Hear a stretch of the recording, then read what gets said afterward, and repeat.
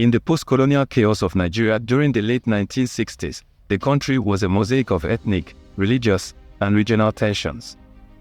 The fusion of the British colonial legacy and the struggle for self-determination had left Nigeria fragile, with deep-seated divisions among the major ethnic groups, the House of Fulani in the north, the Yoruba in the west, and the Igbo in the east. In the eastern region, where the Igbo people resided, the air was thick with disillusionment and mistrust towards the federal government. The aftermath of the 1966 coup d'etat, led by primarily Igbo officers, had exacerbated these tensions, resulting in widespread violence and the tragic massacre of Igbo civilians in the northern cities. The fear and anger among the Igbo grew palpable, setting the stage for an impending conflict. Amid the turmoil, Lieutenant Colonel Odumogu Ojukwu emerged as a formidable figure. A charismatic leader with a fierce sense of justice, Ojukwu was an Igbo nationalist who championed the cause of his people.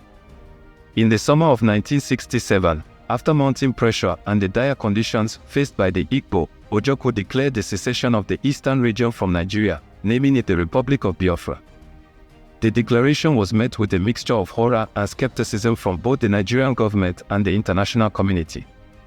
The federal government, led by General Yakubu Gowon, saw Biafra's secession as a threat to the unity of Nigeria.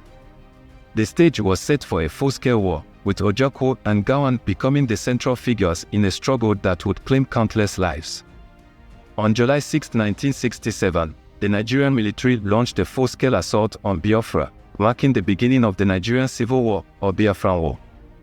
The conflict quickly turned into a brutal and protracted struggle, with both sides suffering heavy losses. The war was marked by intense battles, strategic maneuvers, and a profound humanitarian crisis. Biafra, despite its valiant resistance, faced dire shortages of food and medical supplies. The federal blockade of Biafra led to severe famine, and images of starving children became symbols of the conflict's cruelty. The international community was moved by the plight of Biafran civilians, and while there was a surge of humanitarian aid, it was often insufficient to meet the overwhelming needs.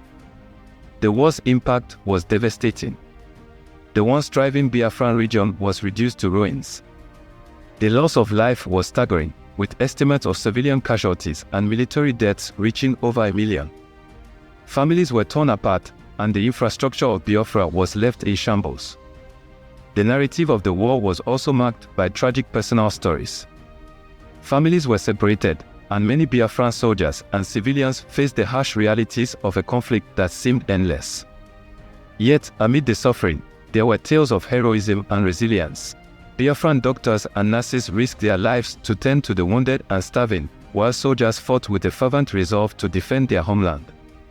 As the war dragged on, the Nigerian Federal Forces tightened their grip on Biafra, and Ojukwu's once hopeful dreams of independence began to crumble. The military and economic pressures on Biafra mounted, leading to diminishing supplies and morale. By January 1970, the inevitable conclusion was at hand. Facing the collapse of his forces and the dire situation of his people, Ojukwu made the heart-wrenching decision to surrender. On January 15, 1970, Biafra officially capitulated, and Nigeria was reunified. The aftermath of the war was marked by a painful but necessary process of reconciliation. The scars of the conflict were deep, but both sides recognized the need for healing and rebuilding. General Gowon, in a move towards national healing, declared a policy of no victor, no vanquished, emphasizing the need for unity and reconstruction. The Biafran War remains a profound chapter in Nigeria's history. It serves as a stark reminder of the complexities and consequences of ethnic and political strife. The echoes of Biafra reverberate through the years, reminding future generations of the cost of division and the enduring hope for peace. Today, the story of Biafra is remembered not only for its tragedy but also for the resilience of its people and the lessons learned. The conflict reshaped Nigeria and left an indelible mark on the collective memory of its people, shaping the nation's path towards a more cohesive and inclusive future.